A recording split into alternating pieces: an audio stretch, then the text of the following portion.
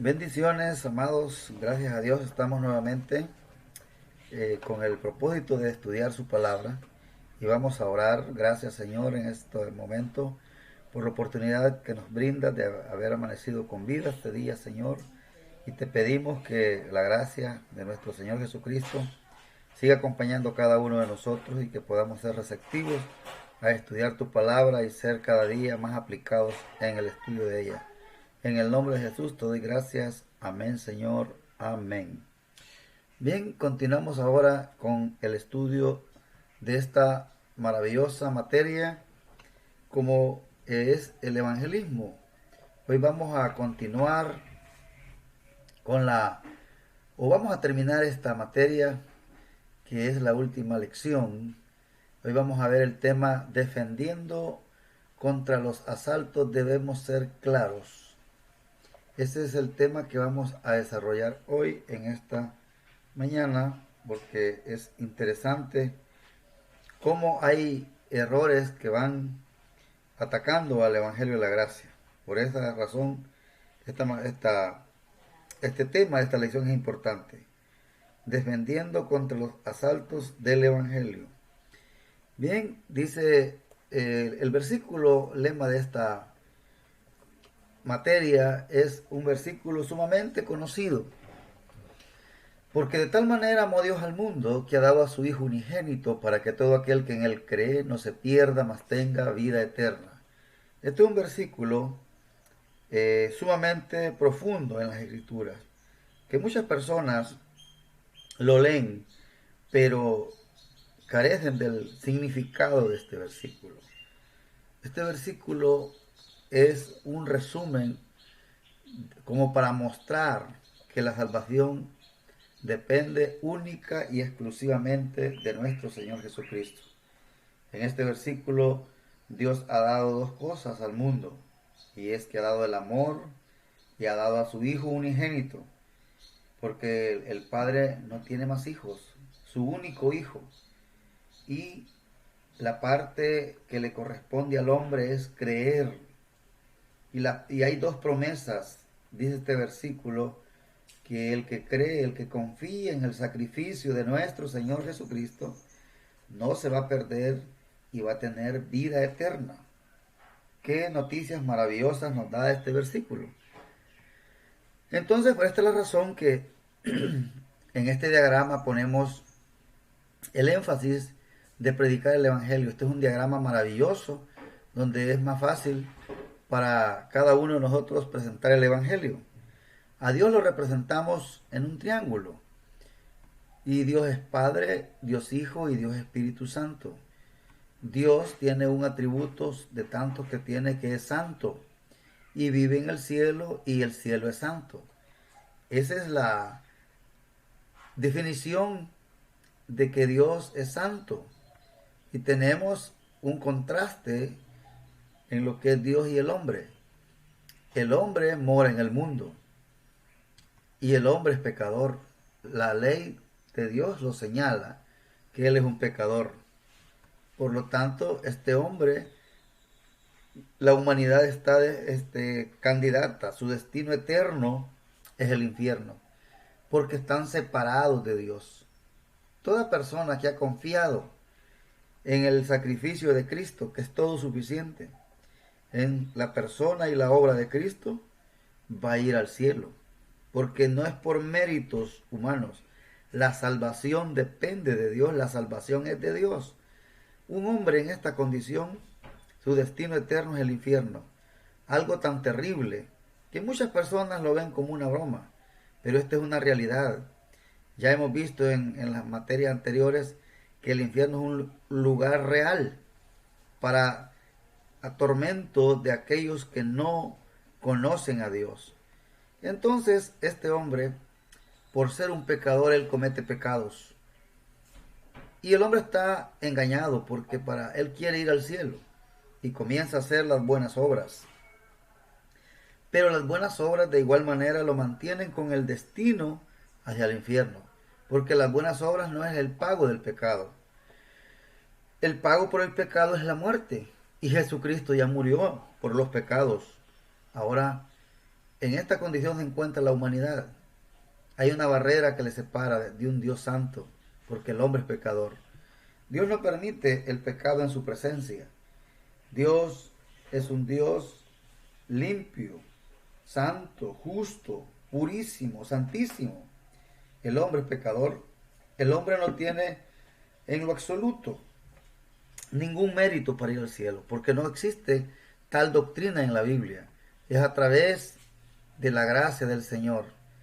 Dios en la eternidad pasada determinó dar a su Hijo para poder resolver el problema de separación entre Dios y el hombre. Y Dios dio a su Hijo, a nuestro Señor Jesucristo, para que resolviera el problema de la humanidad, para que la persona tenga acceso a Dios. Y solo a través de Jesucristo. Quiero ser enfático en esto, porque muchas personas que predican no enseñan esto a la gente. Hay tanta gente engañada que están poniendo otras bases para ser salvos. Pero la Biblia es tajante. Yo le creo a la Biblia porque es la palabra de Dios. La palabra inerrante, infalible. La Biblia carece de errores, no falla. Entonces la Biblia dice claramente que el hombre tiene que confiar en Jesucristo para poder ir al cielo. Entonces, ¿por qué fue lo que Cristo hizo? Él pagó los pecados pasados, presentes y futuros de toda la humanidad. Ese fue el sacrificio, ese es el valor del sacrificio de Cristo.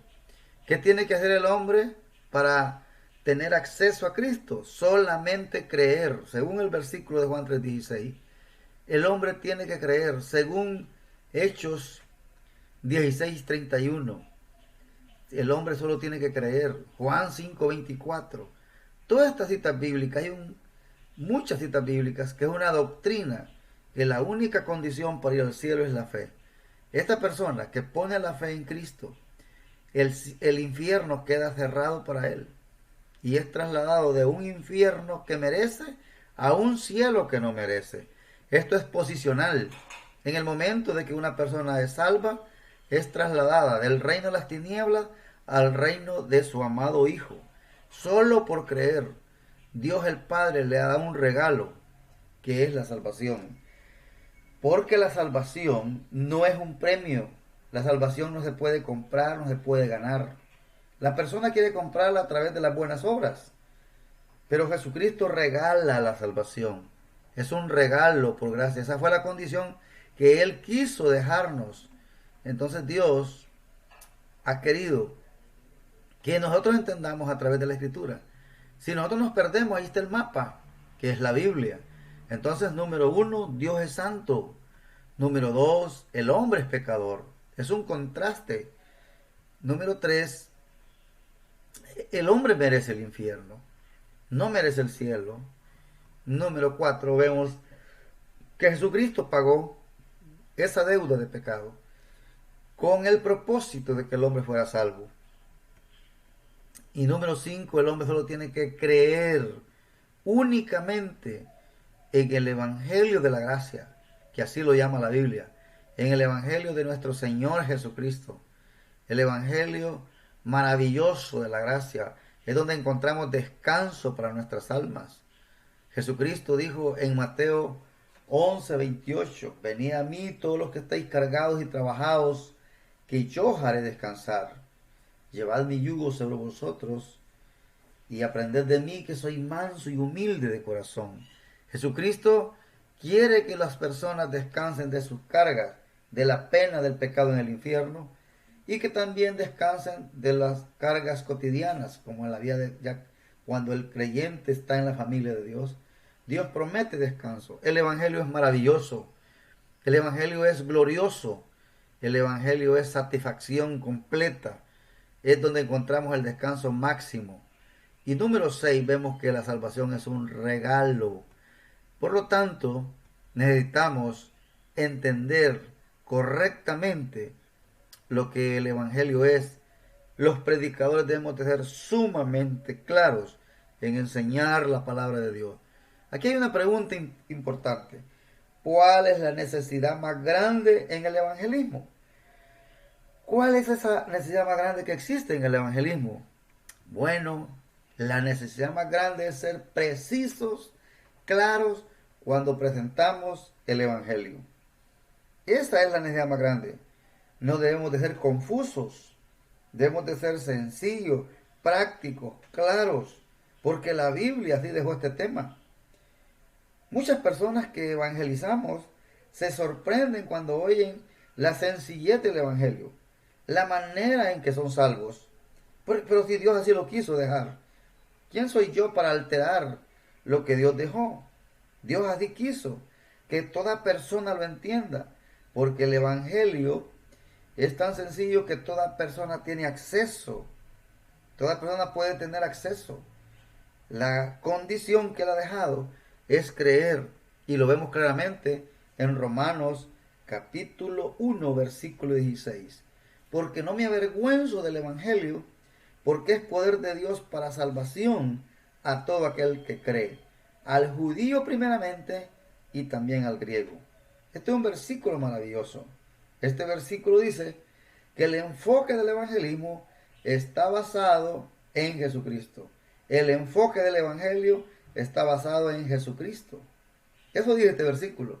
Porque no me avergüenzo del evangelio, porque es poder de Dios para salvación. La importancia del evangelio se ve claramente por medio de las palabras, porque primeramente, en 1 Corintios 15, versículo 3, parte A, dice Pablo, porque primeramente, o sea, el mensaje de relevancia, de importancia, es predicar el evangelio. Pablo era lo primordial, el mensaje que él predicaba. No había un mensaje tan pronto que estuviera de primera categoría. Por eso dice en 1 Corintios 15, 3a, porque primeramente os he enseñado lo que asimismo recibí. Él, lo primero que enseñaba era el evangelio. La potencia del evangelio, dice este versículo, que es el propósito del evangelio. Ahí tenemos la potencia y propósito del evangelio, que es el poder de Dios para salvación. Ahí tenemos la potencia y el propósito en este versículo. Ahí está radicado lo que es el evangelio, la potencia y el poder de Dios, que es el propósito de Dios. ¿Cuál es el propósito de Dios? La salvación de los perdidos. Por eso dice, porque no me avergüenzo del evangelio, porque es poder de Dios para salvación. Ahí está la potencia y está el propósito. Siempre en la Biblia aprendemos eso, que cuando encontramos un para, el para siempre lleva un propósito. Y esto es lo que está diciendo este versículo. Tenemos la potencia y tenemos el propósito. Y la oferta del evangelio es para todo aquel. Eso dice el versículo, es para todo aquel. Es para la persona que oye el evangelio y lo cree. La respuesta al evangelio es creer únicamente en Jesucristo. No hay otra condición. Este versículo es claro. Dice que a todo aquel que cree. Entonces, esa es la única respuesta de Dios al evangelio. Creer en Jesucristo. La revelación del evangelio declara la justicia de Dios según el versículo 17. Porque en el 1.17 de Romanos dice, porque en el evangelio la justicia de Dios se revela por fe y para fe. Entonces, ¿cómo conocimos la justicia de Dios? A través del evangelio. A la luz de este pasaje que estamos viendo, debemos de ser enfáticos y que nos quede claro en nuestras mentes que la importancia de predicar el evangelio y ser claros, porque no hay otro mensaje. Cualquier otro mensaje que el hombre predique, eso no es el evangelio. Eso debería preocupar a un predicador. Tenemos acá que hay otros evangelios, cuales Pablo dijo en Gálatas 1, 6 al 9. Pablo dice, estoy maravillado de que tan pronto os hayáis alejado del que os llamó por la gracia de Cristo para seguir un evangelio diferente. No que haya otro, sino que hay algunos que os perturban y quieren pervertir el evangelio de Cristo. Mas si aún nosotros o un ángel del cielo os anunciare otro evangelio diferente del que os hemos anunciado, sea anatema. Como antes hemos dicho, también ahora lo repito, si alguno os predica diferente evangelio del que habéis recibido, sea anatema.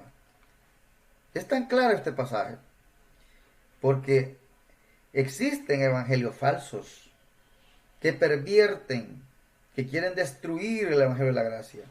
Tras de estos predicadores falsos está Satanás. Satanás quiere destruir la única manera para ser salvo. Satanás sabe eso. Pablo nos dice que hay otros evangelios que están siendo predicados, que no son el evangelio de la gracia, que no son el evangelio de Cristo. Por lo tanto, los que predican, dice Pablo aquí en este pasaje, que son anatemas, están bajo maldición. No nos debería sorprender que se estén predicando otros evangelios. Romanos 1:16 dice que el evangelio es poder de Cristo para salvación. Por lo tanto, debemos esperar que Satanás va a tratar de confundir el evangelio. Como el evangelio es poder de Dios para salvación, Satanás traerá persecución, traerá destrucción o tratará de pervertirlo, de opacar el mensaje que predicamos. Tenemos que ser claros, porque el evangelio de nuestro Señor Jesucristo es tan claro. ¿Y qué es el evangelio de Jesucristo? Cuando preguntamos a las personas que si conocen el evangelio, ellos dan muchas respuestas generales, pero nunca dicen efectivamente lo que es el evangelio. Pastores no saben qué es el evangelio. ¿Qué es el evangelio según la Biblia? El evangelio es la muerte, sepultura y resurrección de Cristo. Eso es el evangelio. Cristo murió por nuestros pecados, fue sepultado y resucitó al tercer día conforme a las Escrituras. Y ahora Él está a la diestra porque Él se levantó. Hay unos eventos maravillosos que están envueltos en el evangelio, que es la muerte de Cristo, su sepultura, la resurrección, la ascensión de Cristo, y que está sentado a la diestra del Padre. Desde ahí intercede por los creyentes. Y todo basado en el evangelio. ¿Por qué es tan importante entonces el evangelio? Porque no hay otro medio para ser salvo. Pero ha sido tan pervertido este mensaje, porque Satanás está a través de los falsos maestros llevando perversión al evangelio. Eso es algo que no podemos permitir como predicadores. Debemos de defender la gracia de nuestro Señor Jesucristo. Porque quiero decirles que en la carta a los romanos, Pablo presentó el evangelio. Pero en Gálatas, él defiende el evangelio. Pues nosotros debemos de ser defensores de este mensaje. No permitamos que nos prediquen un mensaje diferente del que hemos aprendido, del que estamos aprendiendo, del que encontramos en las Escrituras. También tenemos un pasaje muy lindo en Romanos 11:6. Y oiga bien este mensaje. Y si por gracia, ya no es por obras. De otra manera, la gracia ya no es gracia. Y si por obra ya no es gracia, de otra manera, la obra ya no es obra. Tenemos que estar definidos. ¿Cómo podemos conocer los evangelios diferentes? Si solo añadimos una tan sola obra, una tan sola obligación, si colocamos un mérito dentro del evangelio, eso ya no es el evangelio de la gracia. Eso ya está mezclado. Eso ya es una mezcla. La gracia y las obras nunca se mezclan. La salvación es solo por medio de la fe y necesitamos ser bien claros acerca de esto. Las obras y la fe no son compatibles para la salvación. No puede haber un evangelio de fe más obras. ¿Es por fe o no hay salvación? Pero fe más obras es un evangelio distinto, un mensaje distinto al evangelio de la gracia. Por lo tanto, este versículo de Romanos capítulo 11, versículo 6 es muy claro. Dice este versículo que no se puede mezclar la gracia y las obras. Esto es como querer mezclar el aceite con el agua. Pues así es la gracia. Si es por gracia, es por gracia. Si es por obra, es por obra. Por eso en Romanos capítulo 4, versículo 4 y versículo 5 están las maneras en que los hombres se acercan a Dios. Pero ¿cuál es el correcto? Porque en el 4.4 dice, al que obra no se le cuenta el salario como gracia, sino como deuda. Mas al que no obra, sino cree en aquel que justifica al impío, su fe le es contada por justicia. Entonces, ahí están las dos vías por las cuales las personas se acercan a Dios. La correcta, la que Dios acepta, es por fe. Si yo me acerco por obras, prácticamente yo no estoy haciendo la voluntad de Dios. Por lo tanto, el método de malas noticias y buenas noticias tiene como propósito ser una comunicación muy clara del Evangelio. Actualmente no es común, no es normal oír a la gente explicar el Evangelio en una manera clara. Si usted escucha la radio, las redes sociales, está lleno de un mensaje falso, pero no del Evangelio. Ahí están predicando evangélicos distintos, muchos evangelios distintos. Ahí tenemos el evangelio de la prosperidad, que es un evangelio popular, donde los hombres se han hecho millonarios predicando ese mensaje, porque a las personas las tienen cegadas con ese mensaje. Esto es vital e importante, saber que tenemos el mejor mensaje. Yo me siento feliz, dichoso, orgulloso de tener un mensaje tan bello que viene del cielo y que nos dejó tan sencillo el Señor Jesucristo para que podamos compartirlos con las personas. Hay un montón de ideas que están en las personas. Aquí tenemos esta diapositiva. Si usted dice la gracia ya no es gracia, ese punto que está ahí, un punto necesita para que ya no sea la gracia. Si yo le agrego una mínima, una poca de obra, de mérito humano a la gracia, eso ya no es gracia. Eso es otro mensaje. Estos son los mensajes que oímos hoy. Esos son los mensajes. Pero esos mensajes que oímos hoy no contienen o no están en la Biblia. Imagínese, usted tiene que hacer una promesa de ser fiel al Señor Jesucristo. Tienes que rendir tu vida a Cristo. Pide a Cristo que entre en tu corazón. Tienes que bautizarte en agua. Ven al frente del altar de la iglesia. Arrepiéntete de todos tus pecados. Haga la siguiente oración. Entrega tu vida a Cristo. Hay tantos mensajes, pero que no son el Evangelio. No son el Evangelio. Entonces, ¿qué dice la Biblia respecto a todo esto? Que esto es falso. Esto no es en lo absoluto la gracia del Señor. Y vamos a ver el paso o el primer asalto. Esta es una confusión que debemos de aclarar. Crea y arrepiéntase para ser salvo. Aquí hay dos condiciones. Aquí hay dos condiciones en este asalto a la gracia. Crea y arrepiéntase. No pueden haber dos condiciones. Si volvemos a leer Juan 3:16, ¿qué nos dice? Porque de tal manera amó Dios al mundo, que ha dado a su Hijo unigénito, para que todo aquel que en Él cree no se pierda, mas tenga vida eterna. La condición en ese versículo es creer. Creer no es creer y arrepentirse. Eso no lo dice la Biblia. Tenemos Juan 5:24. De cierto digo, el que oye mi palabra y cree al que me envió, tiene vida eterna. No vendrá condenación, mas ha pasado de muerte a vida. Otra vez la condición en ese versículo es creer. Tenemos Hechos 16, 30 y 31. El carcelero pregunta a Pablo y a Sila: Señores, ¿qué debo hacer para ser salvo? Pablo contesta: cree en el Señor Jesucristo y serás salvo tú y tu casa. Les he mencionado 3 versículos y en los 3 versículos no se agrega ese verbo arrepentirse. Eso no está ahí, porque la Biblia solo menciona creer.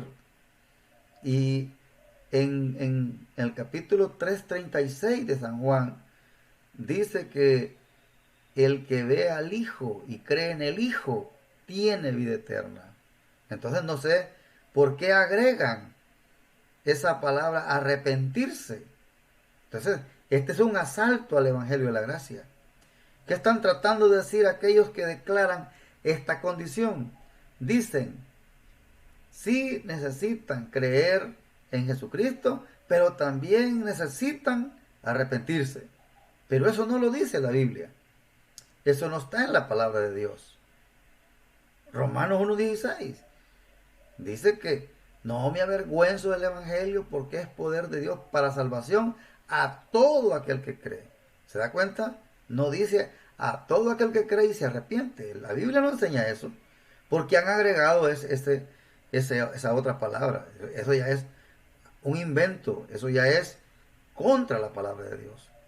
Cuando hablan de arrepentirse, quieren decir que deben estar dispuestos a dar la espalda.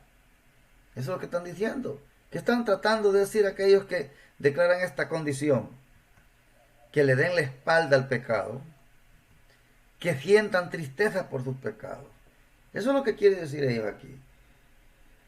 Y eso no está contemplado en la palabra de Dios.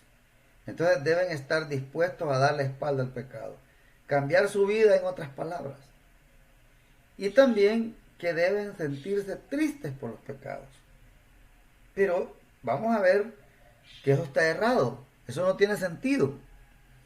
Que pidan perdón por todos sus pecados, según ellos que eso significa arrepentirse. Pero vamos a ver qué significa arrepentirse. ¿Cuál es el significado de esto? Vamos a ver el significado de la palabra arrepentimiento. Esto es importante. Si yo voy a hablar del arrepentimiento, tengo que conocer el significado y explicarlo en el contexto. ¿Qué es arrepentimiento? Eso es lo que vamos a ver. ¿Qué significa esta palabra? ¿Qué es arrepentimiento? Bueno, la palabra griega en cuestión es metanoia. ¿Qué significa metanoia? Es una palabra compuesta. Noia tiene que ver con la mente, el pensamiento.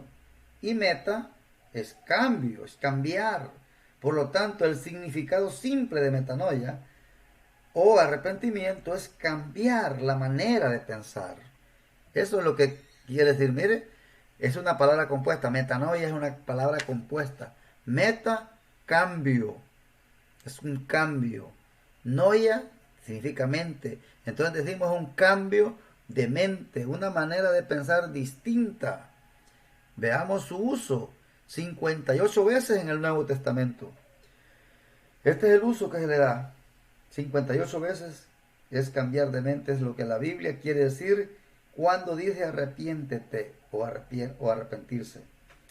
Y veremos que todo está involucrado en la mente, apunta a la mente. El arrepentimiento es cambio de manera de pensar. No son acciones, no son cambios de vida. No, está hablando de la mentalidad de la persona. ¿Qué no es arrepentimiento? Veamos qué es lo que no es arrepentimiento. No es sentirse arrepentido, culpable por los pecados de uno. Eso no es arrepentimiento. Eso es algo que lo vamos a contemplar en 2 Corintios capítulo 7, 9 y 10. Veamos cómo está usado acá el arrepentimiento. Ahora me gozo no porque hayáis sido contristados, sino porque fuisteis contristados para arrepentimiento. Porque habéis sido contristados según Dios, para que ninguna pérdida padecieseis por nuestra parte. Porque la tristeza que es según Dios produce arrepentimiento para salvación, de que no hay que arrepentirse, pero la tristeza del mundo produce muerte. Si observamos bien este pasaje, estamos analizando que no es arrepentimiento. Fijémonos en el versículo 9. Dice que su tristeza le guió al arrepentimiento. La tristeza lo guió al arrepentimiento. Entonces la tristeza no puede ser la misma cosa que el arrepentimiento. Son dos cosas diferentes. El versículo 10 dice que la tristeza piadosa produce arrepentimiento. Son dos cosas separadas. De hecho, en el versículo 10 dice que la tristeza del mundo produce muerte, no arrepentimiento. ¿Tenían tristeza estos hermanos de Corinto? Sí. Pero ¿tenían arrepentimiento? No. No habían cambiado su manera de pensar. Porque aquí vemos que Pablo está hablando acerca de lo que significa arrepentirse. Ahora me gozo, dice, no porque hayáis sido contristados, sino porque fuiste contristados para arrepentimiento. Eso significa que cuando yo estoy redarguido por la palabra, cuando yo soy corregido por la palabra, porque la palabra de Dios es el que nos enseña, según Timoteo, donde dice en esta carta preciosa que toda la escritura es útil para enseñar, para redarguir, para corregir, para instruir. Entonces la Biblia me enseña a mí cuando yo estoy errado, cuando estoy cometiendo la maldad.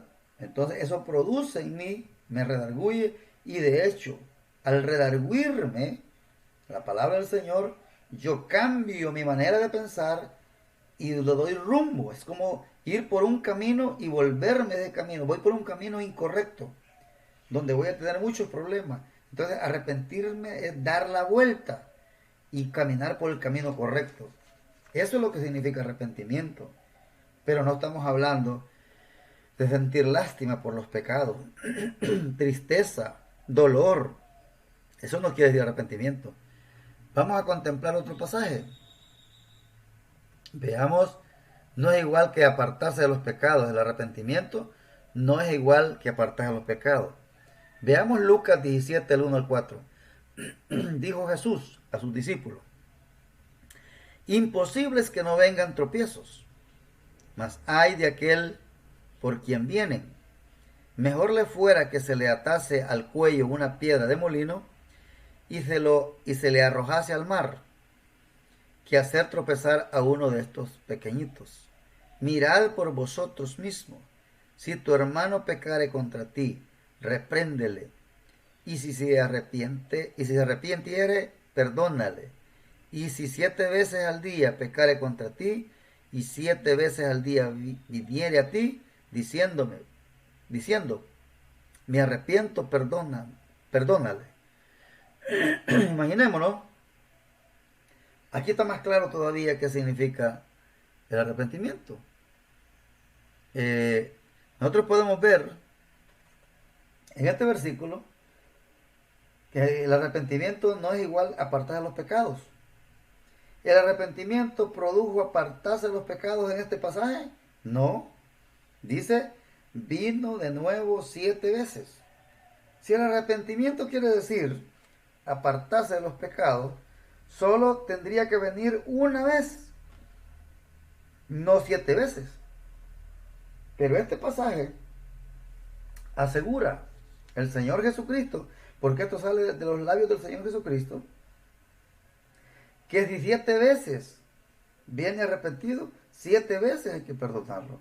Entonces, si el arrepentimiento es dejar de pecar, entonces aquí no coincide con el pasaje bíblico. Si el arrepentimiento quiere decir apartar de los pecados, solo debería venir una vez, no 7 veces. Entonces, arrepentirse quiere decir cambiar de manera de pensar, cambiar su creencia, cambiar no es su comportamiento, sino su creencia. Ahora, aquel que cambia su pensamiento probablemente va a cambiar su manera de actuar.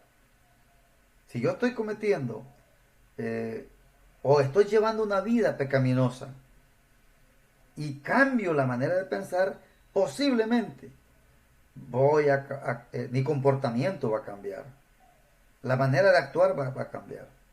Pero, entonces, si cambia la manera de actuar, sí puede cambiar, pero no quiere decir que son dos cosas iguales. Cambiar de pensamiento y cambiar su estilo de vida son cosas diferentes.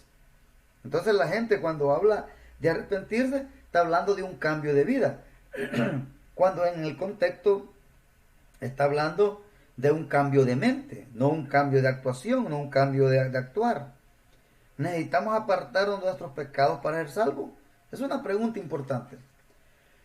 ¿Para ser salvos necesitamos apartar de nuestros pecados? No. ¿Por qué? Dice Romanos 5:8. Dios muestra su amor para con nosotros, que siendo aún pecadores, Cristo murió por nosotros. Entonces cuando el impío, el incrédulo, escucha el Evangelio, lo entiende y lo cree en el estado de pecaminosidad que se encuentra, en ese momento es salvo. Por eso muchas personas cuando uno las evangeliza, ellos dicen, no, tengo que cambiar primero para ser salvo. Dios está dispuesto a salvar a los pecadores, a todos los que ha salvado, en todas las dispensaciones, en todas las edades, los salvó en su estado pecaminoso. Dios no pide que la persona tiene que cambiar o dejar de pecar para ser salvo. Él los salva tal y como están, porque la santificación progresiva es de día a día. Entonces Dios salva a pecadores en el estado en que se encuentran. Abraham estaba en Ur de los Caldeos adorando deidades falsas y ahí lo salvó Dios. Desde ahí Dios lo llamó para que fuera el padre de la nación judía. Entonces, no necesitamos apartarnos de nuestros pecados para ser salvos. ¿Es posible que un pecador pueda apartarse de sus pecados? No, un pecador no puede. Ese es el problema. Somos pecadores, necesitamos ser rescatados. Nosotros debemos de ser rescatados. Necesitamos a alguien que nos rescate. Nosotros no podemos salvarnos por nosotros mismos. Si ustedes se han apartado del todo de sus pecados, entonces, y si ustedes dicen que ustedes ya no pecan, que ya no cometen en lo absoluto ni un pecado, si ustedes piensan así, probablemente que no son salvos aún. Si alguien piensa así, todavía no es salvo. Porque Dios ha salvado a personas pecadoras. Eso no significa que eso sea una licencia, sino que es la realidad. Porque a medida que el creyente conoce la palabra del Señor, a medida que deja que el Espíritu Santo y su palabra lo moldee, entonces va entrando en un estado de santificación práctica, día con día. Eso no es de un solo, pero eso es para la vida cotidiana. Entonces, si ustedes creen que arrepentirse es dejar todos sus pecados, esta es una buena pregunta que deberíamos hacernos. No puedo yo dejar mis pecados. No significa, arrepentirse no significa dejar los pecados. Significa cambiar la manera de pensar. Gloria a Dios que esto no es lo que quiere decir el arrepentimiento. Quiere decir cambiar la manera de pensar. Aquí Jesús va a confrontar a los fariseos en este otro pasaje. En Lucas capítulo 13, versículo del 1 al 5. Dice este pasaje, en este mismo tiempo estaban allí algunos que le contaban acerca de los galileos cuya sangre Pilato había mezclado con los sacrificios de ellos. Respondiendo Jesús les dijo, ¿pensáis que estos galileos, porque padecieron tales cosas, eran más pecadores que todos los galileos? Os digo, no, antes, si no os arrepentís, todos pereceréis igualmente. O aquellos 18 sobre los cuales cayó la torre en Siloé y los mató, ¿pensáis que eran más culpables que todos los hombres que habitan en Jerusalén?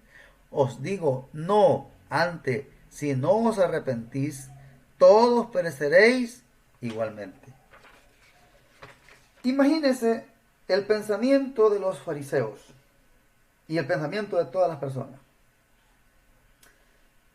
Aquí hubo una enseñanza falsa. aquí estaba en una enseñanza falsa, en que los judíos estaban creyendo que decían que si uno estaba sufriendo era debido a que era pecador. Y una persona mala, eso es lo que querían decir ellos, que era pecador y que era muy malo. Por lo tanto, Jesús los está enfrentando. Y Jesús apunta a su pensamiento. Ahí apunta Jesús. Jesús dice en el versículo 2 y 4, pensáis. ¿Cuál es el problema de los fariseos? Estaban pensando, porque estaban tratando de que digan sus pensamientos. Cristo estaba diciendo que apuntarles a sus pensamientos para que se vieran a dónde radicaba el problema de ellos. Él quería que ellos reaccionaran, que la manera de pensar que tenían del resto de las personas estaba errada, era equivocada, porque ellos se consideraban que no eran pecadores. Entonces, no está diciendo aparten sus pecados. Cristo no está diciendo aquí apártense de sus pecados. Está diciendo ustedes necesitan pensar, necesitan cambiar su manera de pensar. Aparentemente hubo un tipo de amotinamiento aquí, según la historia que le están contando a Jesús. Y algunos galileos fueron asesinados por el gobierno. Y Jesús dijo, ustedes piensan que ellos eran pecadores, peores pecadores porque les pasó esto. La respuesta que ellos pensaron fue que Jesús iba a decir, sí, eran más pecadores que ustedes. Pero en el versículo 3 Jesús dijo, no. Eso, imagínense el pensamiento divino al pensamiento humano. Ellos creían que estas personas, que el gobierno romano, que Pilato había hecho matar a estas personas, les había pasado eso porque eran pecadores, porque eran malvados. Pero Jesús no les dio el sí como respuesta que ellos querían oír, sino que les dijo, no, si no os arrepentís, todos pereceréis igualmente. En otras palabras está diciéndole, a menos que ustedes cambien su manera de pensar acerca de ustedes mismos, van a perecer de igual modo. Ustedes piensan que son más elevados, que son mejores, que están en una posición mejor, que ustedes son personas que no pecan. Ustedes piensan que están en una mejor condición, pero necesitan cambiar su manera de pensar. O ustedes van a perecer de la misma manera. ¿Qué palabras las que el maestro está diciendo a estas personas que están pensando erróneamente? Luego hay otra ilustración y la vemos en los versículos 4 y 5. En este caso, una torre que cayó sobre 18 personas y los mató. Y Jesús dijo, ustedes piensan que son mejores que aquellos sobre los cuales cayó la torre. Y en sus mentes ellos dijeron, sí. De nuevo Jesús dice, no.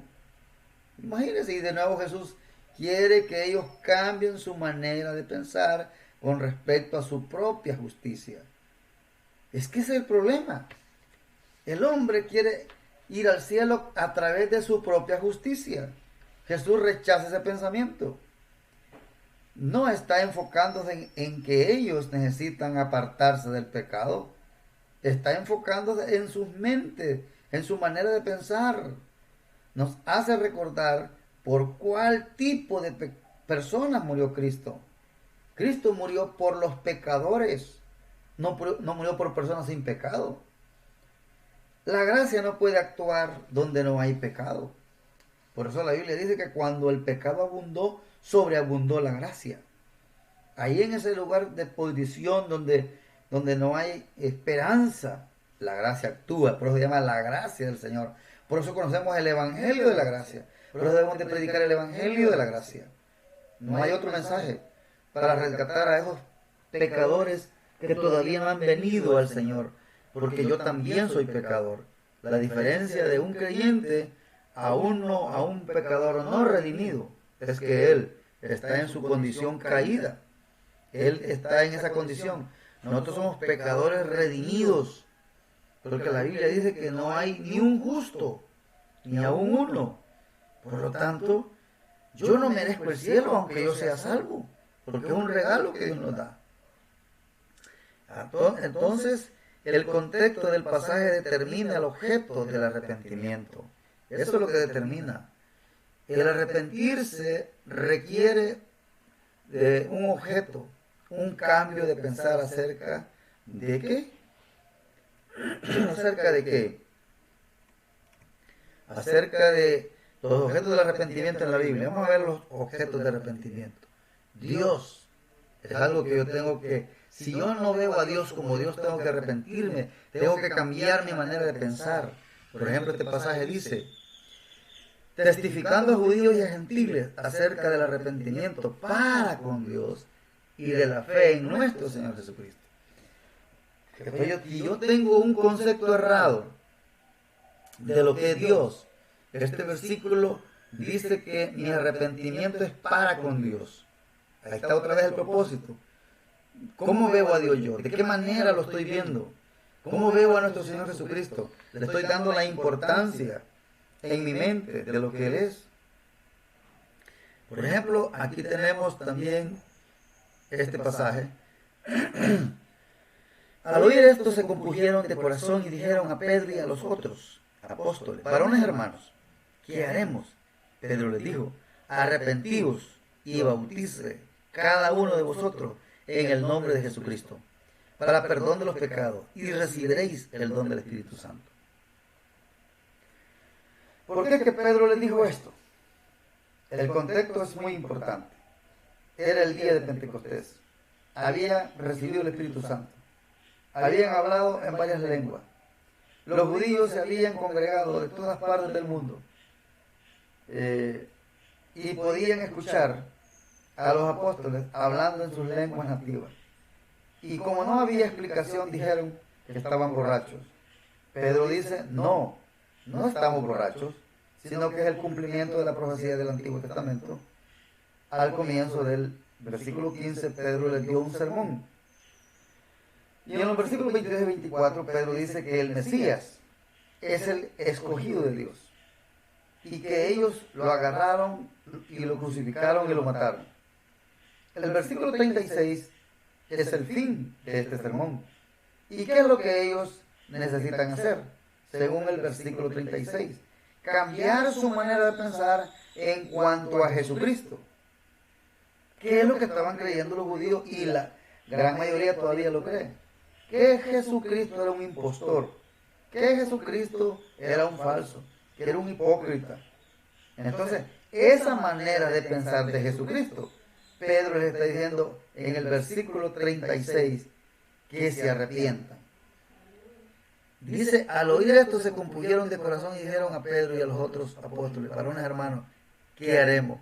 Pedro les dijo, arrepentidos y bautícese cada uno de vosotros en el nombre de nuestro Señor Jesucristo para perdón de pecados y recibiréis el don del Espíritu Santo. Porque en el 36 el apóstol Pedro los confrontó. El apóstol Pedro dijo, sepa pues ciertísimamente toda la casa de Israel, toda la nación de Israel, todo el pueblo judío, que a Jesús, al que ustedes mataron, Dios el Padre le ha hecho Señor y Cristo. Entonces ellos tenían que cambiar su manera de pensar.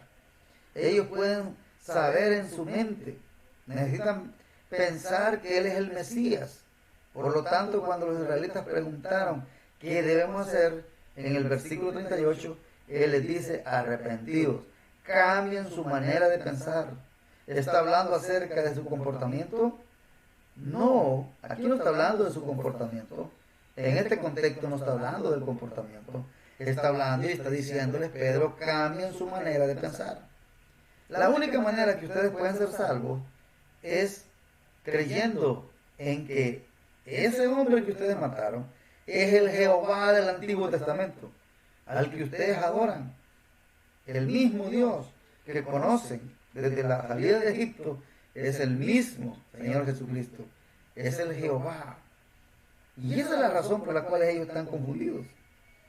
Entonces, es importante ser claros. Uno puede cambiar su manera de pensar en cuanto a todas estas cosas. Uno las puede cambiar. Entonces también tenemos las obras, otra manera de cambiar, dice, por tanto, dice Hebreos 6:1, dejando ya los rudimentos de la doctrina de Cristo, vamos adelante a la perfección, no echando otra vez el fundamento del arrepentimiento de obras muertas, de la fe en Dios. Aquí vemos que la iglesia hebrea estaba en retroceso y el escritor a los hebreos les anima a ir adelante, a que no se queden estancados. Pero lo importante aquí que les pide, ¿qué pide el escritor a los hebreos? Pide que se arrepientan de las obras muertas, porque las obras muertas son aquellas que yo hago para ser salvo. Las obras tienen un lugar en la Biblia, y el lugar apropiado para la buena obra es después de ser salvo. Si yo pongo como meta, como base para mi salvación las buenas obras, yo nunca iría al cielo. Entonces las buenas obras es el resultado de la fe. Eso lo vemos claramente en el pasaje de Efesios 2:8, 9 y 10. El versículo 8 dice, porque por gracia sois salvos por medio de la fe, y esto no de vosotros, es un don de Dios. Y el 9 dice, no por obras, para que nadie se gloríe. Y en el 10 dice, pero somos hechura suya, creados en Cristo Jesús, para buenas obras, las cuales Dios preparó de antemano para que anduviésemos en ellas. El versículo 8 dice cómo ser salvo, el versículo 9 dice cómo no serlo, y el versículo 10 dice para qué fui salvo. Significa que las buenas obras son el resultado de la fe. Por eso aquí el escritor de los Hebreos manda a sus lectores a arrepentirse de esas obras muertas. Para ser salvo, uno necesita abandonar lo que pensaba antes que iba a salvarle y abrazar a Jesucristo. Por ejemplo, si una persona que está en una iglesia y que él cree que se va a salvar por ir a todos los cultos, por hacer ayunos, por dar dinero, por evangelizar, por cualquier actividad, Dios le manda que abandone ese pensamiento y que abrace al Señor Jesucristo y a su palabra para poder salvarle. Uno cambia su manera de pensar en cuanto a sus obras religiosas, en cuanto al valor de la obra de Cristo, porque la salvación es por una obra, y es la obra de Cristo consumada en la cruz del Calvario. Mis obras no me sirven, por eso la Biblia la llama obras muertas. Entonces, cuando uno cree y pone su fe en Cristo, ha cambiado su mente en cuanto a Jesucristo. Pero cambiar su manera de pensar es diferente a la fe. Entonces, por ejemplo, hay una ilustración que podemos ilustrarlo, pero cambiar su manera de pensar es diferente a la fe. Por ejemplo, pensemos en un río con una fuerte corriente. Estamos siendo arrastrados hacia una cascada. Estamos tratando de agarrar algo. Quizás tomamos un pedazo de madera y cuando llegamos cerca de la cascada, una persona nos ve y nos lanza una cuerda. Dejamos el pedazo de madera y agarramos la cuerda. Fue necesario tomar una decisión muy rápida. Voy a quedarme con este pedazo de madera que me va a ayudar, que no me va a ayudar, o lo dejo y agarro la cuerda. ¿Qué es lo que me va a ayudar para no caer a la cascada? Obviamente que lo que me va a ayudar a mí es la cuerda. Entonces, están relacionados el arrepentimiento y la fe, están relacionados, no son lo mismo. Testificando a judíos y a gentiles acerca del arrepentimiento para con Dios y de la fe en nuestro Señor Jesucristo. Entonces yo tengo que cambiar todas estas maneras de pensarme, toda esta manera de pensar. Todo esto necesita arrepentimiento. Esto es cambiar la manera de pensar. Mucha gente cree que el arrepentimiento, como ellos lo ven, pero según la Biblia tiene que arrepentirse si cree que por ir a la iglesia se va a salvar. Si cree que por ser salvo, si cree que por dar dinero, si cree que por guiar a una persona, ayudarla a pasar de un lugar. Eso, todo eso tiene que cambiar. Entonces, aquí vemos la ilustración que estamos dando acerca de la cascada. Entonces, yo tengo que tomar una decisión rápida. Yo tengo que ser rescatado. Esa es la manera como Dios ha dicho. El arrepentimiento es un cambio de mente, es dejar el pedazo de madera. La fe es la acción de agarrar la cuerda en la medida en que uno pone su confianza en la cuerda y en la persona que le está dando la cuerda. En este caso, Cristo ya pagó por nosotros. Si yo considero la Biblia, entonces yo voy a cambiar mi manera de pensar en cuanto a querer ser salvo por mis obras. Entonces el arrepentimiento claramente es parte de la salvación y también la fe. El problema es cómo se le define en los grupos cristianos, donde casi siempre lo definen como un cambio en el estilo de vida y un abandono del pecado. Hay un lugar para arrepentirse de sus pecados y eso es cambiar su manera de pensar en cuanto a sus pecados. Como creyente uno puede estar convencido de ciertas cosas en su vida. Entonces comenzamos a cambiar nuestra vida. Podemos decir esto es malo, es pecado, lo cual significa que ha habido un arrepentimiento. Cuando yo comienzo a señalar lo malo, cuando yo comienzo a señalar lo incorrecto, significa que yo he cambiado mi manera de pensar. Si uno comienza a cambiar su estilo de vida, esto es la obra del Espíritu Santo, lo que va a traer un cambio de vida, lo cual no es lo mismo que arrepentimiento. Cuando yo cambio mi manera de pensar en cuanto a una situación negativa delante de Dios, ante un pecado recurrente, y hay un cambio de vida, eso es la obra del Espíritu Santo. No es lo mismo que el arrepentimiento. Jamás no podemos engañarnos en esto.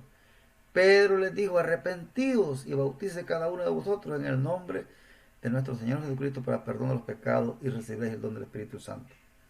Pedro está hablando esto. Arrepentidos, bautice cada uno de vosotros en el nombre de Jesucristo para perdón de pecados y recibiréis el don del Espíritu Santo. La pregunta aquí es, ¿de qué necesitan arrepentirse? ¿Cuál es el contexto? ¿De qué necesitan cambiar sus mentes? Es muy claro que en el contexto es acerca de Jesucristo.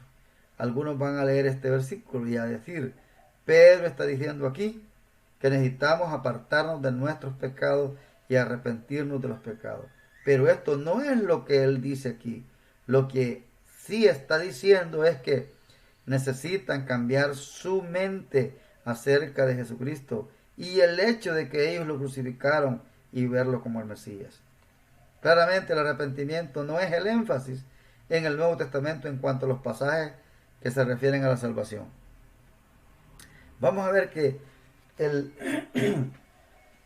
claramente que el arrepentimiento no es el énfasis en el Nuevo Testamento en cuanto a los pasajes que se relacionan a la salvación. Vamos a considerar esto. El uso general de metanoia versus pisteo en el Nuevo Testamento. Vamos a ver esto. El uso general de metanoia versus pisteo en el Nuevo Testamento. Creer proviene de la palabra griega pisteu, que es el verbo, y pistis, que es el sustantivo o el nombre. Vamos a encontrarla. Mire cuántas veces lo encontramos. Pisteo, creer, se encuentra 498 veces en el Nuevo Testamento. Y metanoia o cambio de mente 58 veces. O sea que ¿cuál palabra está enfatizada en el Nuevo Testamento? Es obvio que es la palabra pisteo, que es la fe. Entonces, la palabra más enfatizada que Dios está enfatizando, porque Dios es que hace el énfasis, es la fe, no el arrepentimiento. La palabra para arrepentimiento es metanoia. Y es cambio de mente. Solo aparece 58 veces en el Nuevo Testamento. Pero la fe aparece 498 veces. Ustedes pueden notar el énfasis de Dios. Por ejemplo, veamos el uso en el libro de San Juan, capítulo 20-31. Pero estas se han escrito para que creáis que Jesús es el Cristo, el Hijo de Dios, y para que creyendo tengáis vida en su nombre. ¿Para qué se escribió el Evangelio de San Juan? Dice el apóstol aquí. Para que creamos.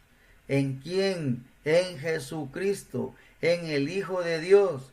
Y para que creyendo ¿Qué va a pasar al creer? Tener vida eterna. Tener vida eterna. 2 veces aparece la palabra fe en este versículo. Está enfatizando, está enfatizando. Pero se ha escrito, dice el versículo. ¿Por qué Juan escribió el libro? Para que creamos. Juan es el panfleto del Evangelio en la Biblia.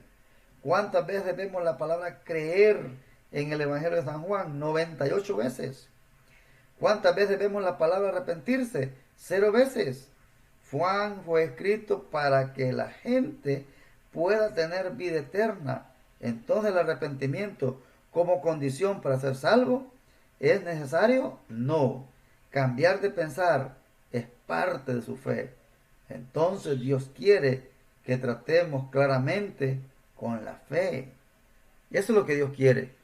El énfasis de Dios en la Biblia no es el arrepentimiento, es la fe. Eso es.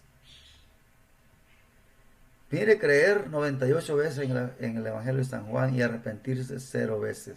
Aquí podemos ver, en un solo Evangelio, aparece 98 veces el verbo creer, 0 veces arrepentirse. Por eso es una confusión. Estamos viendo el asalto al Evangelio. Crea y arrepiéntase. Eso es una doctrina errónea, es una condición errónea. Ahora vemos el uso en Romanos por Pablo. Vamos a ver en Romanos. Creer en Romanos hay 71 veces en Romanos, de los capítulos del 1 al 5. Tiene como referencia 71 veces. O sea, recuerde que Romanos es el libro más doctrinal de la Biblia. Y es una presentación de la teología de la justicia y la justificación. Entonces, Romanos del 1 al 5 trata casi exclusivamente con la salvación de las personas. De eso trata, con la salvación. Entonces, la palabra creer en Romanos se encuentra 71 veces. En 36 versículos, en los capítulos del 1 al 5. Y todos estos versículos tratan con la salvación. La palabra arrepentirse se encuentra solo una vez. Entonces el libro de Juan con Romanos del 1 al 5 son muy claros en cuanto a lo que Dios quiere enfatizar. Necesitamos creer, necesitamos poner nuestra fe en Jesucristo. Arrepentirse una tan sola vez. Pero la palabra creer aparece 71 veces. ¿Cuál es el énfasis? ¿Cómo es que una persona se va a salvar? No es creyendo y arrepintiéndose, es creer solamente. Es la única manera. Claramente el arrepentimiento no es un mensaje de buenas nuevas. No lo es. No lo es. Este no es un mensaje de buenas nuevas. Es subjetivo por naturaleza y roba la seguridad de la salvación. Eso es algo que el sujeto cree. Pero eso es subjetivo por naturaleza. Roba la seguridad de la salvación. ¿Cómo podemos saber que uno se ha arrepentido? ¿Cómo puede uno saber que ha sido suficientemente sincero? ¿Cómo saber que fue suficiente la cantidad de mi tristeza? No tiene una precisión de eso. ¿Qué hay de aquellos de pecados por los cuales no me siento lo suficientemente mal? ¿Cuántas veces puedo cometer un pecado antes de que sea demasiado tarde para arrepentirme? Son preguntas que puede tener y acerca del arrepentimiento. ¿Y qué es lo que quiere decir? Entonces, si el arrepentimiento es cambiar la manera de pensar, no es apartarse. Uno nunca podría saber si es salvo. Crea dudas. ¿Qué es exactamente lo que Dios quiere? No lo podemos definir si basamos nuestra creencia a través del arrepentimiento. Todos sabemos lo que dice Primera de Juan 5:13. Estas cosas os he escrito, dice, a vosotros que creéis en el Hijo de Dios, para que tengamos la seguridad en Él. ¿En qué está basada su seguridad? El versículo dice, os he escrito en la palabra de Dios y la obra de Dios. O sea, ¿a dónde voy a estar seguro yo que estoy salvo? En la palabra, porque os he escrito, dice el versículo. Es importante esto. Es la Biblia lo que lo dice. La obra de Dios. Si uno no tiene la certeza de que es salvo, Hay que regresar a las Escrituras, a Juan 3:16. Dice, no se pierda, mas tenga vida eterna. Dios lo dijo, Cristo murió para proveerlo. Así es como yo sé que soy salvo. El arrepentimiento, cuando está enseñado de una manera equivocada, les va a robar la seguridad de la salvación. Y en lugar de ver la palabra de Dios y la obra de Cristo, va a enseñarlos a verlos a nosotros mismos y cómo andamos. Eso no es el objetivo. Eso contradice el mensaje de la gracia. Eso no es un mensaje de esperanza para el pecador. Contradice el mensaje de la gracia y añade confusión. Otro asalto es, pídale a Cristo que entre en su corazón para ser salvo. Este es otro asalto. Esto no es lo que la Biblia dice que debemos hacer para ser salvos. Esto no es lo que está diciendo la palabra de Dios. Esto jamás va a tener algo que merezca el creyente. Necesitamos ser muy claros. La gente en nuestras iglesias necesita ser muy clara para no arruinar el evangelio. Si ustedes leen tratados evangelísticos, siempre está la palabra arrepentirse como condición para ser salvo. En los tratados de Billy Graham predica a Cristo, sí, pero cuando termina de predicar, él dice que debe hacer uno para ser salvo, tiene que hacer la oración, y en ese momento está cambiando todo el mensaje. Bueno, entonces no es un mensaje de esperanza para el pecador. Comparen un pecador con un alcohólico. Un alcohólico es un adicto al alcohol. Su vida está arruinada. No tiene dinero, no tiene esperanza. Él viene a ti y le dices, bueno, solo necesitas dejar de tomar. Sentirte mal por tu estado de alcoholismo. De veras, muchas gracias. Esto no es un problema. Él no puede apartarse de su alcoholismo. Él necesita ser liberado, rescatado. No le digamos a la gente que deje de pecar. Ese es el problema del hombre. Dele un mensaje de esperanza, mostrándole un rescate. Este es el evangelio de Jesucristo. El hombre natural no entiende las cosas del Espíritu de Dios. En este asalto vemos que esto contradice, esto no es lo que la Biblia dice que debemos hacer para ser salvos.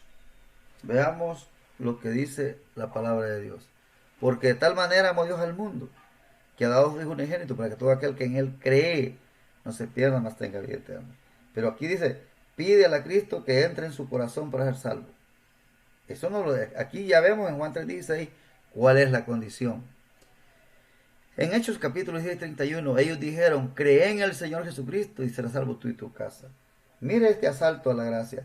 Pídale a Cristo que entre en su corazón para ser salvo. No encontramos nada de esto en estos versículos que estamos viendo.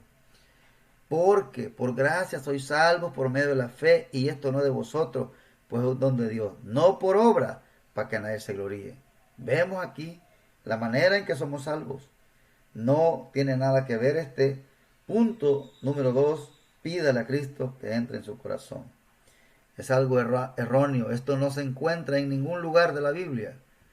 Por ejemplo, Isaías capítulo 55, 8 al 11 dice, porque mis pensamientos no son vuestros pensamientos, ni vuestros caminos mis caminos, dijo Jehová. Como son más altos los cielos que la tierra, así son mis caminos más altos que vuestros caminos, y mis pensamientos más que vuestros pensamientos. Porque como desciende de los cielos la lluvia y la nieve, y no vuelve allá, sino que riega la tierra y hace germinar y producir, y da semilla al que siembra, y pan al que come. Así será mi palabra que sale de mi boca. No volverá a mí vacía, sino que hará lo que yo quiero, y será prosperada en aquello para lo que envíe. ¿Se da cuenta? Aquí en este pasaje estamos viendo, si yo predico el evangelio libre, espontáneo, sencillo y claro, el evangelio hará lo que tiene que hacer, sin que yo le esté agregando algo más. Como la lluvia cae y riega la tierra y produce la vida y crecimiento, así es la palabra de Dios. Significa que Dios bendice su palabra. Yo me siento satisfecho cuando le he predicado el evangelio a una persona y se lo he dicho bíblicamente, no usando mis palabras, no usando mi persona de ejemplo, sino el ejemplo de nuestro Señor Jesucristo. Hebreos 4:12 dice que la palabra de Dios es vivificante y sobrenatural. Cuando estás hablando con una persona acerca del Evangelio, debemos usar palabras que Dios va a bendecir. No usemos palabras que no se encuentran en las Escrituras. Por ejemplo, debemos de usar fe en Jesucristo. Eso sí lo dice la Biblia.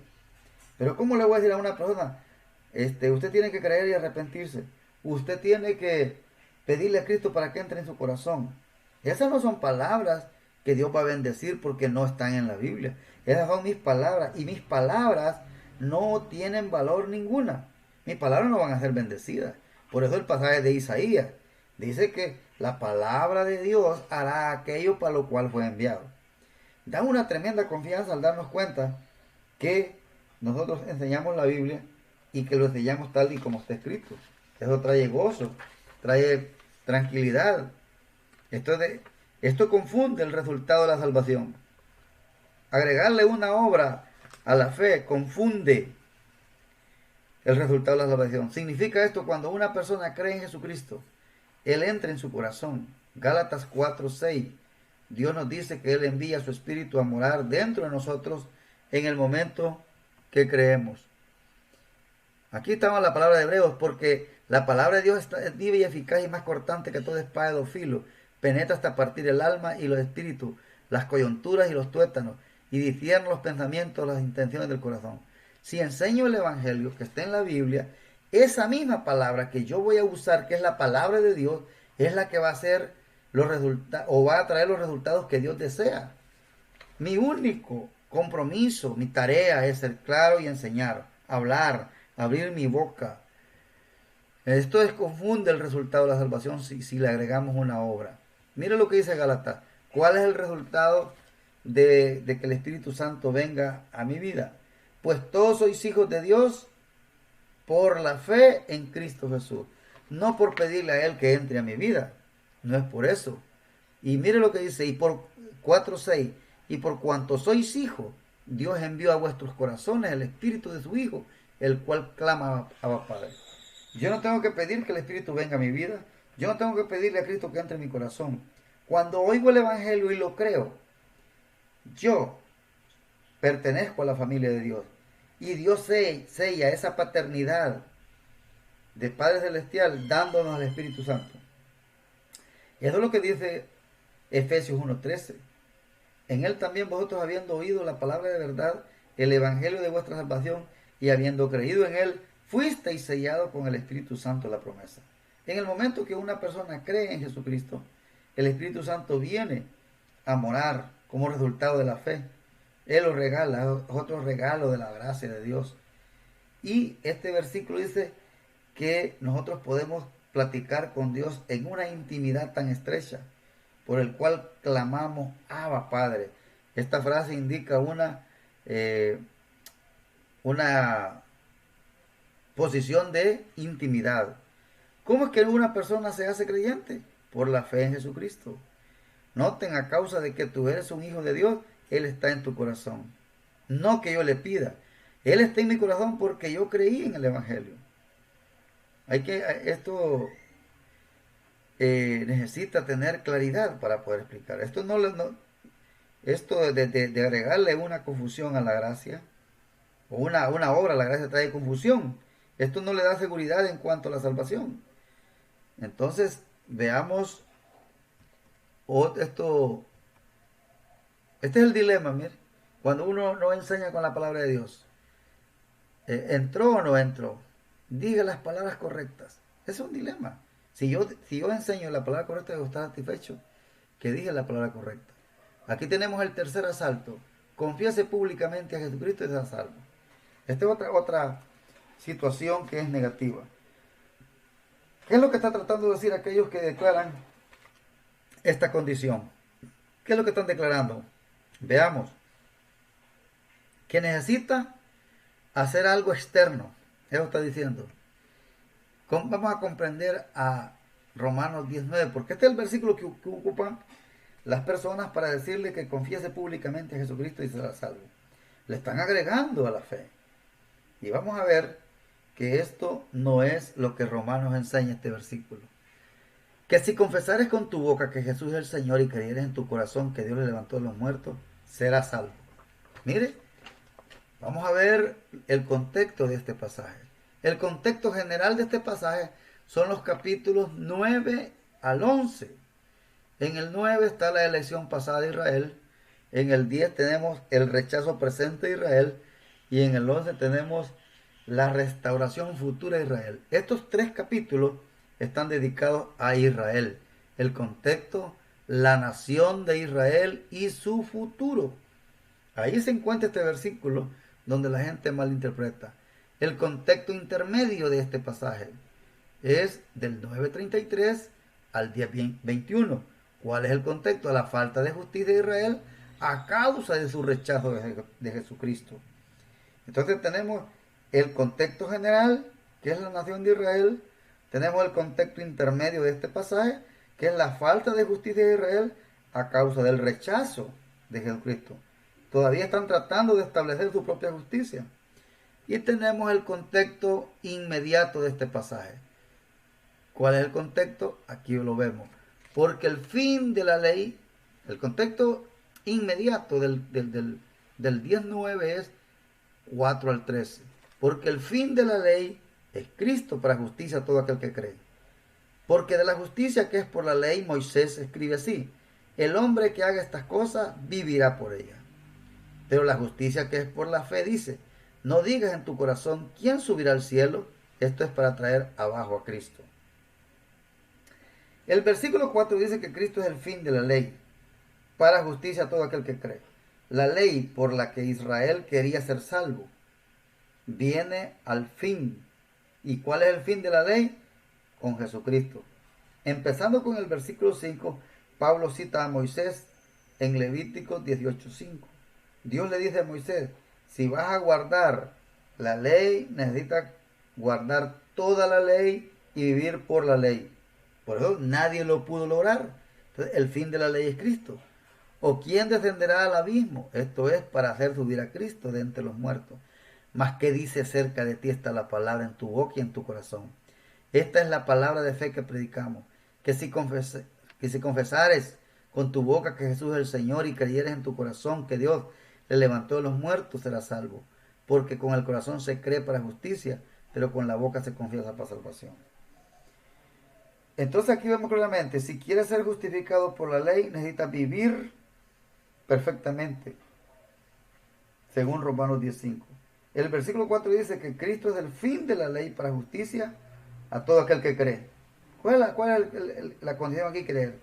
Y si quiere someterse a la ley, el versículo 5 dice que necesita obedecerla toda y perfectamente. Otra vez está describiendo a Israel. En los versículos 6 al 8 cita al Antiguo Testamento, otra vez Deuteronomio 30:12 al 14. ¿De qué está hablando? De la ley, el mandamiento. No está arriba en el cielo o en el mar. Está diciendo que Dios no está tan lejos. Dios lo escribió enfrente de ellos en el monte Sinaí. Tenían la ley enfrente de ellos. No era algo imposible. Pablo cita este pasaje. ¿Qué hizo Pablo? Ha sustituido el sujeto que es la ley por Cristo. ¿Cuál era el sujeto que tenía Israel por el cual quería ser salvo? Era la ley. Pero viene Pablo y sustituye al sujeto que es la ley por Cristo.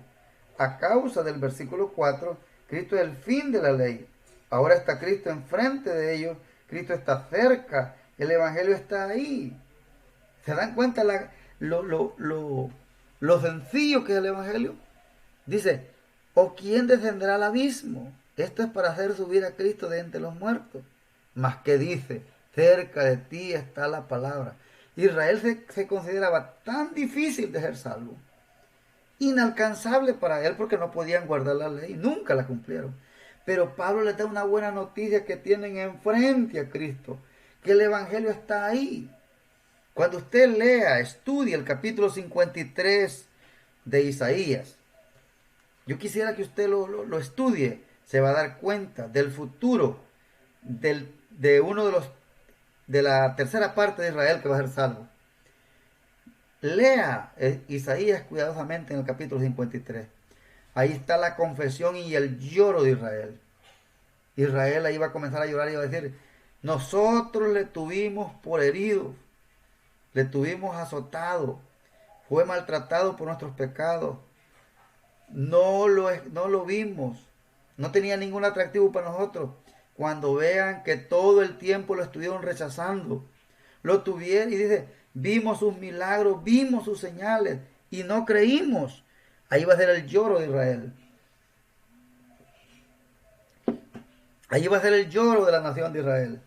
Viendo la manera en que están tratando, y eso es lo que Pablo está diciendo aquí, que el Evangelio está enfrente de ellos. El Evangelio está ahí. El Evangelio está cerca de ellos. Y ellos no han querido creer en Jesucristo. Entonces el versículo 9, ¿qué es lo que el versículo 9? Que si confesares con tu boca que Jesús es el Señor y creyeres en tu corazón que Dios le levantó de los muertos, serás salvo. ¿Qué?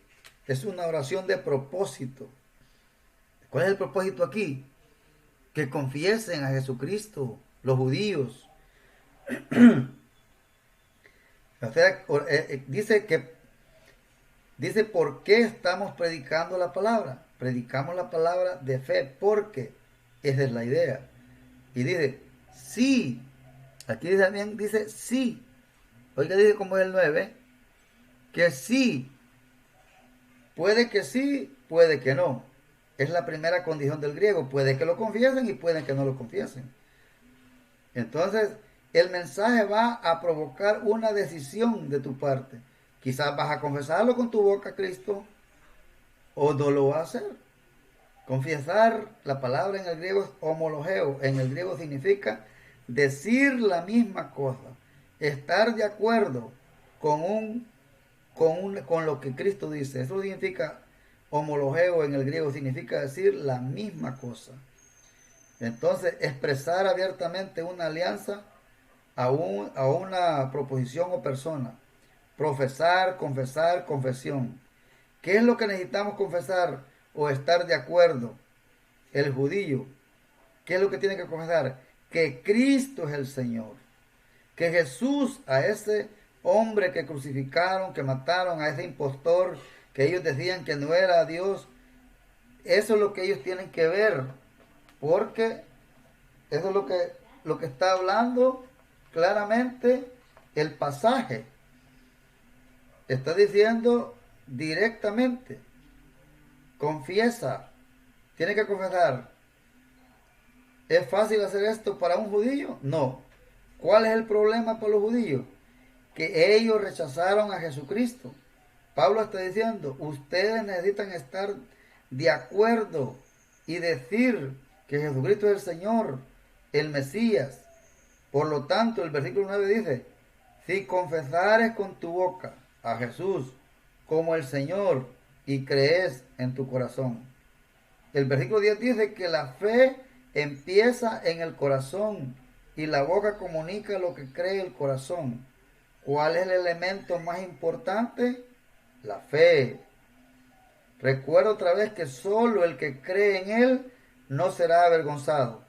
Como Pablo dice en 2 Timoteo, versículo 1:12, yo sé en quién he confiado y estoy persuadido de que Cristo es el Señor. Es un concepto muy extraño para los judíos. Los judíos y los gentiles son lo mismo. Si en Cristo Jesús esto era un problema, ellos no entienden a Jesucristo. Entonces, invocar en el griego es la palabra epikaleomia, y quiere decir dar un nombre, como cuando nace un niño, le ponemos un nombre. ¿Cuál es el nombre que necesitamos dar? El Señor. Otra vez está diciendo que Jesucristo es el Señor, y está escribiendo al judío para explicar cómo ellos tropezaron acerca de Jesucristo. Necesitan confesar que Jesucristo es el Señor, y de hacerlo es el Mesías, que Él es el Mesías. Necesitan darle a Jesús el nombre de Jehová, que es exactamente el punto en el que ellos tropezaron, y por eso ellos no creyeron y no fueron salvos. Entonces el contexto muestra que este pasaje es para el judío que no cree. O sea, si yo voy a evangelizar con este pasaje no es para un gentil. Otro problema debido a esta condición falsa para ser salvo. El problema de los fariseos que no confesaban a Dios. Entonces, prácticamente, si yo voy a evangelizar a un judío, este pasaje es para evangelizar a un judío. Entonces, ¿qué oración de propósito? La palabra ¿qué es una oración de propósito? Sí, puede que no lo confiese. Y confesar es homologeo, es decir, la misma cosa. Expresar abiertamente una alianza, una proposición o persona, profesar, confesar. Eso es lo que significa. Jesús es el Señor. Eso es lo que tienen ellos que confesar, los judíos. Porque con el corazón se cree para justicia, pero con la boca se confiesa para salvación. Pues la Escritura dice, todo aquel que en él cree no será avergonzado. Porque no hay diferencia entre judío y griego, pues el mismo que es Señor de todos es rico para con todos los que invocan su nombre. Porque todo aquel que en el invocar el nombre del Señor será salvo. Entonces este pasaje, otro problema debido a esta condición falsa para la salvación. El problema de los fariseos que no confesaron.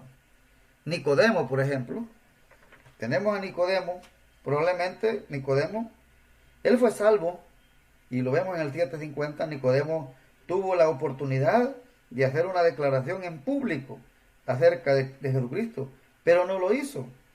Vemos en San Juan, aquí lo vemos en San Juan capítulo 7:50 y 52, le dijo Nicodemo, el que vino a Jesús de noche, el cual era uno de ellos, ¿juzga acaso nuestra ley a un hombre si primero no le oye y sabe lo que ha hecho? Respondieron y le dijeron, ¿eres tú también Galileo? Escudriña y ve, que de Galilea nunca se ha levantado profeta, cada uno se fue a su casa. ¿Por qué no confesó Cornelio aquí que él era hijo de Dios? Entonces, por eso decía en el versículo 9, que sí confesárelo. Pueda que lo confiese o no pueda que no lo confiese. Nicodemo no lo hizo. No hizo públicamente una confesión acerca de Cristo. Entonces, vemos aquí que él ayudó también otros que no confesaron. Juan 12:42. Con todo eso, a uno de los gobernantes muchos creyeron en él, pero a causa de los fariseos no lo confesaban para no ser expulsados de la sinagoga. Entonces vemos que aquí habían muchos de los gobernantes que por temor para no ser expulsados de la sinagoga no confesaban públicamente a Cristo. ¿Qué hay de aquel que es mudo? ¿Cómo puede hacer esto? ¿No es la salvación universal y aplica a toda la humanidad? Sí, claro, a todos, no solo para los que confiesan. Entonces, esta es una obra, estamos animando a la gente a hacer algo. Podemos usar Romanos 10:9, efectivamente, si estamos evangelizando a un judío, pero no para un gentil. Hay más de 150 versículos que dicen que la salvación es por fe sola en Cristo. Hay muchos versículos para escoger. No hay otro versículo en la Biblia que dice que necesitamos confesar para ser salvos. Solo Romanos 10:9 dice que hay que confesar, pero se lo dice al judío. Entonces, si yo voy a evangelizar a un gentil, hay 150 versículos que enseñan que solo es por la fe sola, únicamente. Así, ¿y qué de aquel que es mudo? ¿Cómo va a poder confesar? Esto es una obra. Y si le agrego una obra a la gracia, ya no es gracia, dice Romanos 11:6. Confiese públicamente a Jesucristo y será salvo, es una obra humana. Eso va en contra de la palabra de Dios. Solo hay una condición bíblica para ser salvo. Y la única condición bíblica para ser salvo es creer en el Señor Jesucristo y serás salvo tú y tu casa. Esa es la única condición que hay para que nosotros podamos ser salvos. Cree en el Señor Jesucristo. Hemos enseñado 3 asaltos a la gracia de Dios, los cuales debemos de evitar a toda costa. El primer asalto es cree y arrepiéntete para ser salvo. Eso es contrario a la gracia. Eso no lo dice la Biblia.